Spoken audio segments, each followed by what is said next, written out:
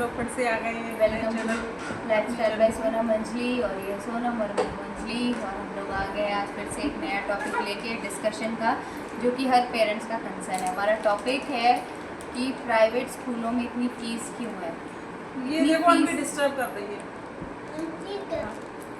कि प्राइवेट स्कूलों में इतनी फीस क्यों है, क्या करें आखिरकार पेरेंट्स जब इतनी हो फीस, कैसे हैंडल करें बच्चों को, बच्चों की पढ़ाई को, उनका एजुकेशन लेवल कैसे मेंटेन करके रखें। हम लोग हैदराबाद जैसी सिटी में रहते हैं और मुझे लगता है कि डे बाय डे ये सिटी में जो एजुकेशन है ना वो एक्सपेंसिव होता जा रहा है।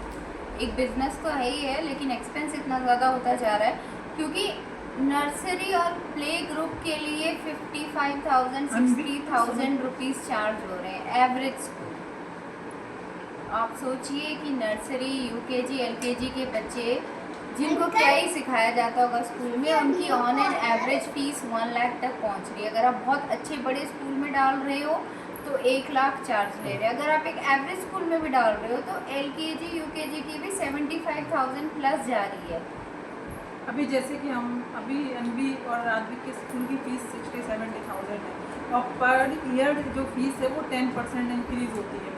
तो इसके हिसाब से अगर अभी एक फ्रेंड है मेरी, उसका बेटा भी है, एक स्कूल में पढ़ रहा है, काफ़ी नामी स्कूल में पढ़ रहा था, तो उसकी फ़ीस अभी कितनी, अभी जो सेकंड क्लास में आया है तो उसकी 3 लाख हो गई है। अब वो बता रही थी ट्रांसपोर्ट अलग से है, ट्रांसपोर्ट अलग से है, और वो बता रही थी कि अभी 3 लाख है, जब तक वो 5th क्लास में आएगा तब तक 8 लाख हो जाएगी।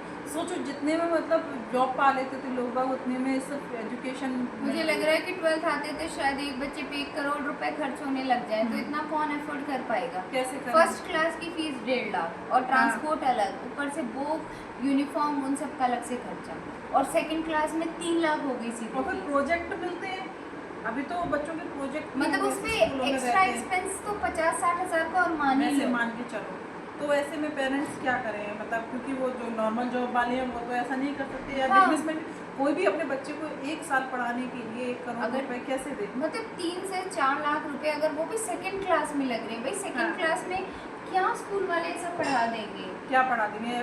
वो तो लेवल तो वही है ना, और लेवल मुझे पता है यहाँ के लेवल से ज़्यादा अच्छा वहाँ यूपी का लेवल पड़ता है। उनके जो सिलेबस है ना उनको ज़्यादा सिखाया जाता है यहाँ के कंपेरिजन में। यहाँ पे क्या है ना, ज़्यादातर आईसीएसई और कैम्ब्रिज यूनिवर्सिटी, एक नया फैंसी वर्ड आ गया कि कैम्ब्रिज यूनिवर्सिटी का फॉलो करते हैं, तो इसलिए वो इतना चार्ज लेते हैं। पहले आप इंडिया के एजुकेशन सिस्टम को तो समझाओ बेसिक चीज़ों के लिए।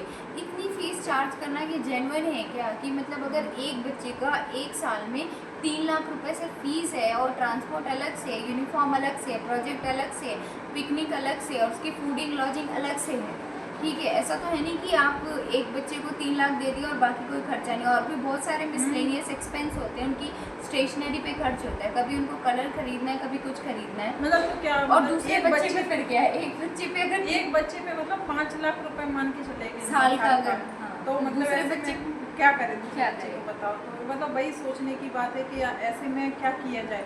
तो ऐसे में मतलब एक रूल्स चाहिए कि ऐसा बनाए कुछ गवर्नमेंट की एक्शन लेना इतने चाहिए। से ज़्यादा फीस नहीं होनी चाहिए। कोई भी प्राइवेट स्कूल हो, टीचर भी वहाँ पे आ रहे हैं, तो वो टीचर जो आ रहे हैं वो भी एक क्या बीटेक एमटेक करे होंगे, या फिर मतलब एमबीए करे होंगे, और क्या करेंगे इससे ज़्यादा, उनका क्या हाई और सबसे बड़ी बात कि आप जो फीस ले रहे हो, आप टीचर को सैलरी भी दे रहे हो उस हिसाब की। हाँ, ये भी तो क्वेश्चनेबल मार्क है ना। तो वो उतनी सैलरी स्टार्टिंग में जो टीचर को सैलरी मिलती स्टाफ है को भी नहीं देते वो हैं, 15,000 से ज़्यादा मुझे नहीं लगता। 15-18,000 एवरेज देते हैं। हाँ। और ऊपर से प्राइवेट नौकरी है, तो इन पे कुछ तो रिस्ट्रिक्शन होनी चाहिए। गवर्नमेंट को मॉनिटर करना चाहिए कि स्कूल की फीस इतनी ज़्यादा क्यों चार्ज हो रही है। हाँ, ऐसे में मतलब नहीं तो इंडियन पेरेंट्स क्या करें, या फिर मतलब या तो उनका एजुकेशन लेवल मतलब बहुत एकदम ऐसा हो, या तो फिर गवर्नमेंट स्कूलों को आप इतना अच्छा कर दो कि फिर कोई प्राइवेट की तरफ जाए ही ना।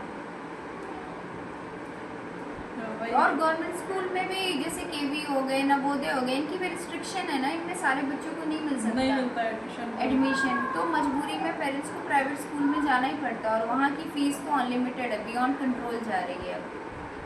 तो गवर्नमेंट को चाहिए है कि ऐसा कुछ मतलब रूल्स बना दें कि जिसमें मतलब फीस की कुछ रेस्ट्रिक्शन हो, और टीचर की स्टार्टिंग सैलरी की भी मतलब कुछ हो कि इतने से कम में आप नहीं रख सकते हैं। रख नहीं सकते, और आपको एक टीचर की सैलरी और उसको फैसिलिटीज़ भी देनी चाहिए, बट इतना ज़्यादा चार्ज करना एक फर्स्ट और सेकंड क्लास के हाँ। बच्चे की लॉजिकल नहीं है। क्योंकि बच्चे का माइंड तो उतना ही सही है ना, जितना हाँ। एक गांव के बच्चे का उतना ही सिटी के बच्चे का है माइंड का डेवलपमेंट जो है, तो वो उतनी लर्निंग पावर है, वो उतनी चीज़ें सीखेगा। सिलेबस से बाहर तो जाएगा नहीं बच्चा, तो ऐसा क्या है कि इतनी फीस क्यों ली जा रही है? तो इसका इसका जवाब तो किसी को देना ही चाहिए। अथॉरिटीज़ तक अगर बात पहुंचती है तो उनको एटलीस्ट बताना तो चाहिए कि क्या रीज़न है कि स्कूल्स में फ़ीस इस तरह से बढ़ी जा रही है।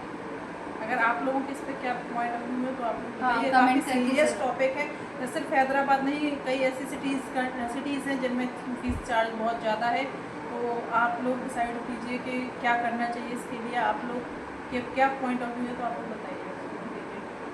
Thank you guys, bye bye. हो गया।